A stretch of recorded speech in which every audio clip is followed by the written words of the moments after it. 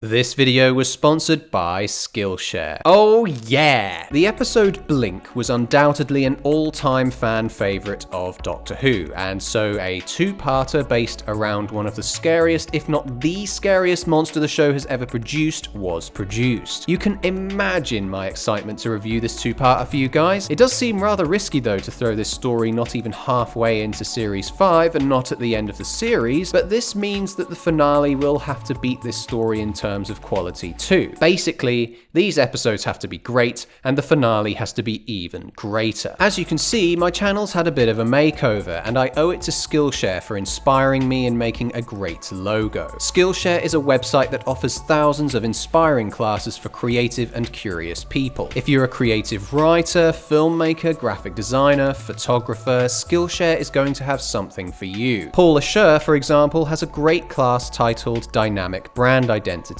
designing logos that evolve, that expanded my horizons on the application and simplicity of logos in the field. These lessons can help you stay inspired, express yourself, and introduce you to a community of millions. An annual subscription works out to be at £7 a month, which is great when you consider they have no adverts and are continually launching new premium classes. So if that all sounds great to you, go and check out my link in the description. The first 1,000 of you to use my link will get a free trial of Skillshare Premium membership. Now, without further ado, let's get on with the review. Time of the Angels. Time of the Angels opens terrifically. River, having previously escaped from prison, is now establishing a meetup with the Doctor in a seemingly convoluted way, but to a time traveler, this is their bread and butter. I will say though, for the biggest museum ever in the far future, you can't deny this just looks like some boring old church. The way River struts around, winking and blowing kisses was a marvellous reintroduction, as though writing Gallifreyan on a ship's black box is something she does every day. Her escape was a real spectacle, and I particularly loved how there wasn't a big reunion moment, but instead has River insisting on following the ship she's just ejected herself from. It's so well paced. There's no mucking about, and tied in with the TARDIS flying through time and space in the title sequence.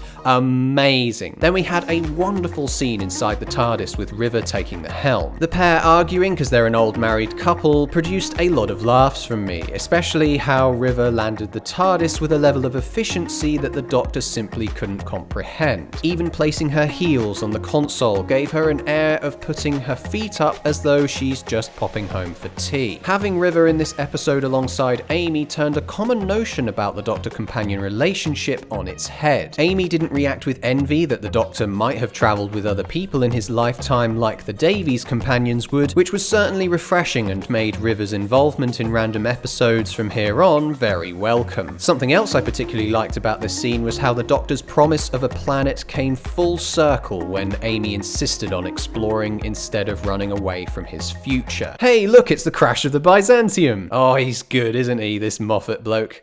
Or at least he was. Spoilers! After some catch-up, Ser Jorah Military Mormont showed up as the character Octavian. It was at this moment I was reminded of the science fiction films Alien and Aliens, as Octavian is called Bishop, just as Octavian is a bishop here. Moffat has commented on how the relationship between those two movies served as inspiration for this story, with the former film being closer to a horror movie and the latter being more action-oriented. Octavian explained that a whole network of catacombs were awaiting our curious explorers, a scenario that certainly would be heavily in the Angels' favour. It felt by this episode as well that Amy had gotten pretty comfortable around the Doctor, considering she was meant to be getting married. Otherwise, she was totally on it! Are you all Mr. Grumpy Face today?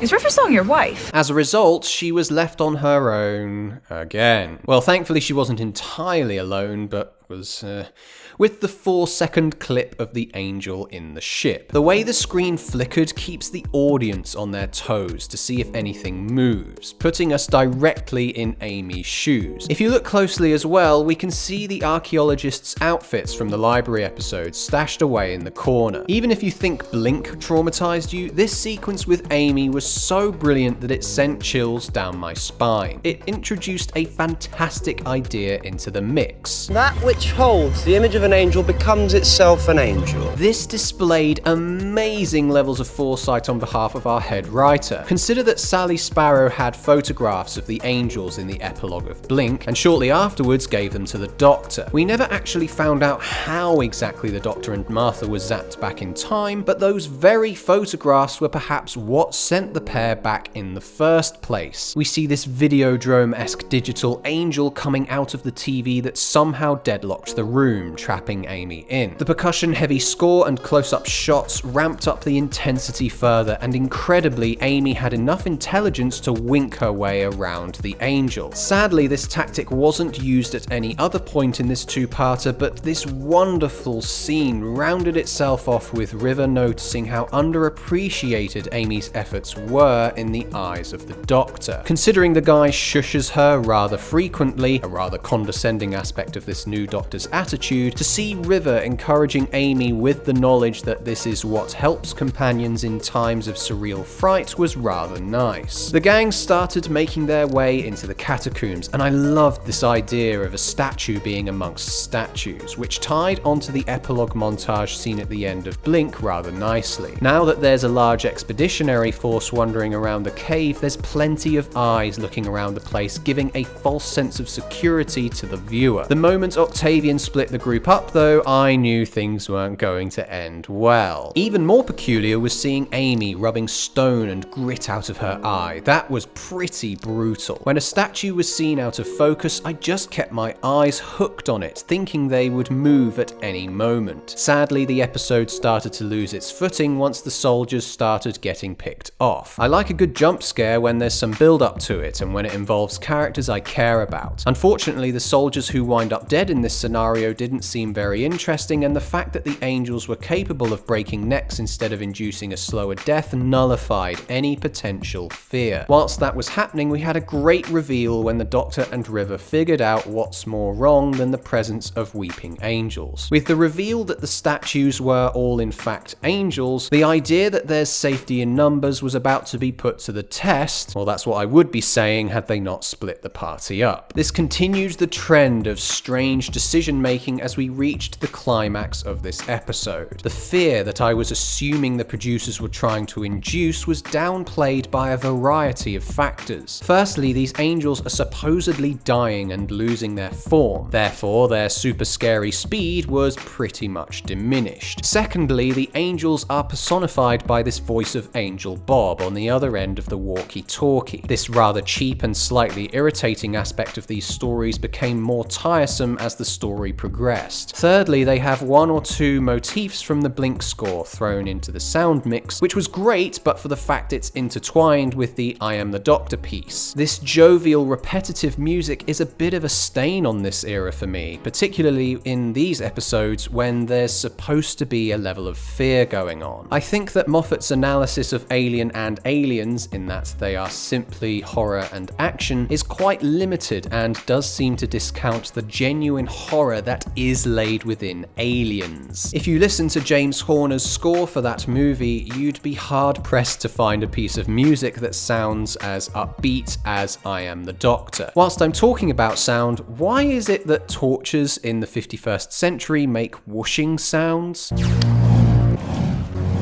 Well, if you have...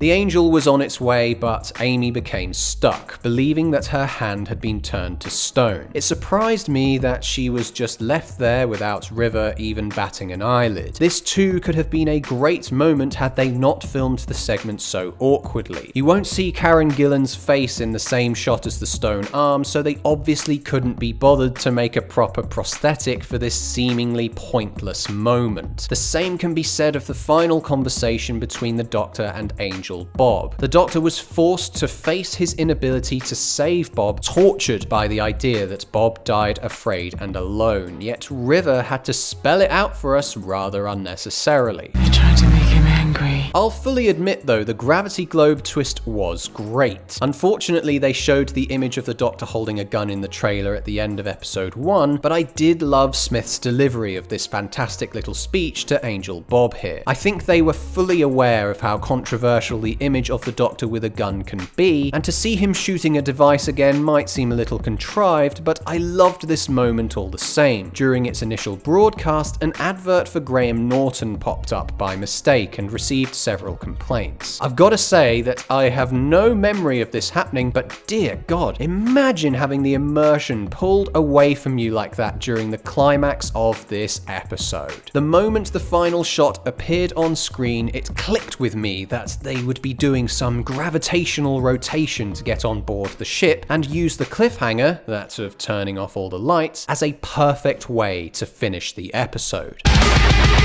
So, did it suck? Aside from a few cracks, this was a pretty solid starter to the adventure. River took center stage in this episode, and rightfully so. Performance and writing-wise, she was such a welcome element in this story. The setting was brilliant too, with this needle in a haystack scenario of finding one angel, allegedly the last angel. I think Amy was also an integral part of this story, which was good, and ended on a rather tight cliffhanger that made me excited to watch Flesh and Stone. I give Time of the Angels an 8 out of 10. Flesh and Stone. The second part of the story opened magnificently with this rotating shot of the ship and all the characters stood on top. It was great that we essentially saw this from Amy's point of view, considering her vision had been somewhat affected by staring into the eyes of an angel. Unfortunately, all the budget for special effects seemingly went into that shot because afterwards Octavian said, "The statues, they look more like angels now." My oh my, that looks awful. They end up on the ship where the flashing lights idea started to wear a bit thin. It was fine to use in part 1 because the gravity bubble was able to stabilize light all around the characters. After that had been destroyed and the characters were inside a corridor, we see weeping angels still as statues during flickering lights. They even managed this flashing light scenario in the forest later because they are electronic trees? The same can be said when they fired machine guns at the angels. Here though, it's more a matter of practicality and it being the 51st century. Picture yourself being surrounded by stone and metal. Would you really blast 500 rounds a minute in a room where ricocheting off of everything is inevitable? Where are the goddamn squareness guns? All the insistence on not blinking seemed to be a little pointless if the angels only move when it's convenient for the plot. They escaped into a room where they found a forest attached to it. I liked that they used the same sound effect on the wheel here as the one they used in Silence of the Library for the information nodes when they turned their heads. It had the same chilling effect here as though time is ticking away. Seeing a mini forest contrasted wonderfully with all the machinery and caves that the first part focused on. I definitely loved this countdown that Amy's got going on here. The idea of her being a ticking time bomb was quite creepy. The crack in the wall showing up here turned the story into something completely different. The Doctor coming face to face with it here seemed to justify the endings of the last 2 episodes rather well, considering the crack got progressively closer to the pair, catching up with them in this episode. Unfortunately, the angels then appeared to materialize out of nowhere. The Doctor being left alone for this to happen was fine, but it seemed rather odd that they made it into the room without opening any of the doors they came from just to praise the almighty crack. Meanwhile, Amy started to get an immense hangover that turned out to be one of the creepiest aspects of the episode. Because as long as our eyes are open, they can climb inside. There's an angel in her mind. They took this idea of an angel image and turned it into the nightmare that these creatures truly are. It's easy for us to picture things in our minds now that the image that haunted us back in 2007 has taken over her. It was a great way to turn our own fear of these beings onto Amy, who was the only member of the gang inexperienced with the horror they can induce. I also loved the solution to this in concept, that Amy had to face her fear in the mind mind as opposed to confronting them in reality. It's one thing to try and not blink, but another to be aware of the angel's presence and having to keep your eyes shut. The image of the angel in Amy's eye was definitely frightening too, distorted by the angle and her eyes not being in the center of the shot. Even the doctor's explanation was fantastic. The angel is still inside you. We haven't stopped it. We've just sort of paused it. Given that this was precisely what Amy did in the previous episode to stop the angel in the cabin. The group split up rather unnecessarily again, which produced more problems. As the angels approached, it dawned on me why I wasn't feeling any fear. If we take a look at when the angels are turning out the trees, you won't see a single tree fall or anything truly impressive, but are just trying to turn out the lights as usual. Instead of using the same angle to demonstrate their movement, they cut to close-ups, which made me feel somewhat cheated. They could have just flashed a photograph of a weeping angel on screen for all I know. You won't see any angels being in the same shot as Amy and the soldiers either, which created a large disconnect between the heroes and the villains, as though there's no real threat at all. Even worse was when the crack reappeared and suddenly their supernatural speed returned to them as they literally disappeared in a flash. Where'd they go? It wouldn't have been so bad had Amy passed on her newfound wisdom to the soldiers that winking is a rather neat get-around for the angels. Things definitely got weird and wacky though once people started forgetting the other soldiers that went off looking for some crack. It felt a little annoying that at this point people were still abandoning Amy as though it was some kind of bad running joke. Hey Doc, you know what happened last time these soldiers were separated from their commanding officer? They had their necks snapped. And you thought leaving Amy with these boys was a good idea? Meanwhile, the other three were trying to get to the other side of the ship. I've got to hand it to Moffat with the writing of Octavian and his quote-unquote engagement to River. This attachment between the pair was really interesting. He's certainly nothing significant but held the big secret about who River killed before being thrown into prison. He took this secret to the grave when he got choked out by an angel. It was quite the emotional farewell, but I was still yearning to know why exactly they were breaking necks and not sending people back in time. My best guess is that they didn't need to feed off of their victims' potential energy given how much energy is pouring out of the Byzantium wreckage. From a production point of view, it's probably cheaper to break necks and tie it in with the idea that these angels are slower, less powerful, yada yada yada. It's a shame because I loved that idea of people being in the same time at once, first younger then older. Without this element, we have a far more simplistic narrative tying in with the overarching narrative of the crack in the wall. Something bigger than the angels is at work here, and this teasing does hook you to watch on through the series, but I feel it unfortunately reduces the quality of this particular episode. Lonely Amy was then left to wander through the forest. Her tottering around with her eyes shut made me wonder if she was going to trip on a tree root, which actually happened, and I laughed out loud. I liked that Smith closed his own eyes to show his character empathizing with Amy's rather odd situation. Unfortunately, it was here that any intensity established by the Weeping Angels was once again thrown to the wind. They posed like they wanted to be painted like a French girl, and then they showed them moving. This is just the cherry on the cake for how to make the Weeping Angels not scary. You slow them down, prevent them from zapping people back in time, and then break the golden rule. I don't know if this moment was to illustrate how slow these angels were,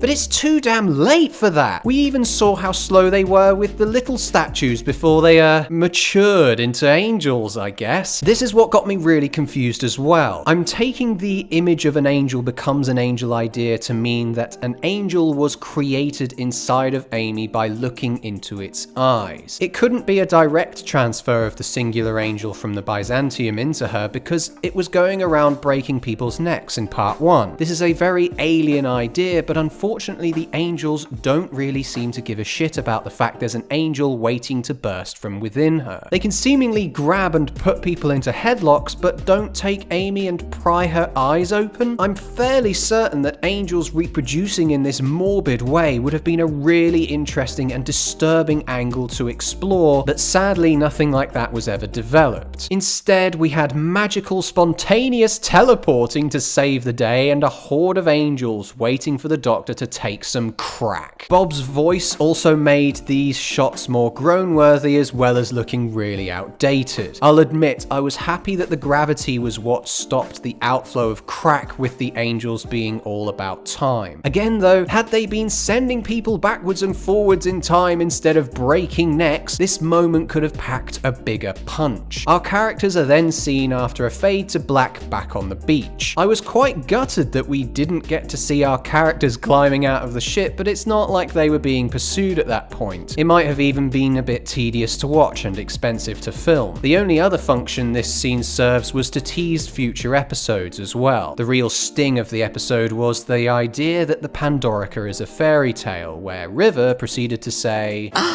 Aren't we all? and then I was reminded that what I was watching is merely a fiction tunneled into my brain. This gorgeous shot of the Welsh coastline punctuated the episode rather well too. Except it wasn't quite over, and we had a rather interesting scene that was set 5 minutes after the conclusion of the 11th hour. I know this scene received a lot of complaints, but I bloody loved it. It definitely felt like this scene took far too much time to get there, but it was just so raunchy. It's great because the Doctor's alien naivety towards sex and human relationships made for some great humour. I did find it a little strange though, given how Amy has gotten this chance to get to know the Doctor and apparently gets off on the idea of being shushed and ordered about. Whatever floats your boat, I guess, but for the love of God, get your shoes off the bed, Amy. You've been running around in the mud all day, for God's sake. No wonder the Doctor didn't want to sleep with you. So, did it suck? I don't really know, to be honest. This wasn't a bad story by any means, but it missed a lot of opportunities that can be downright hilariously bad. It has some fantastic ideas, the best one being the angel stuck behind Amy's eye. Sadly, it didn't really develop into anything truly mind-bending. By the end, this story felt more like a footnote in the grand tale of the 11th Doctor written by Stephen Moffat than a great standalone adventure. I liked the characters, but the big thorn in my side were the antagonists, who were embarrassingly handled in the latter parts of this tale. I give Flesh and Stone a 6 out of 10. Thanks for watching. If you enjoy the concept of the Weeping Angels as much as I do, I want to recommend the German Netflix series Dark. Like Blink, characters are sent into the past to live out the remainder of their days. However, instead of it being a creature that slings people into the past, it is more like a gateway that the characters stumble into. If you can look past the unnecessary music montages that play in the third act of each and every episode, you'll be in for some great drama and mind-blowing scenarios. So then, what do you think of these 2 episodes? Comment below your thoughts or join us for a chinwag on my Discord server, where we'll continue this discussion.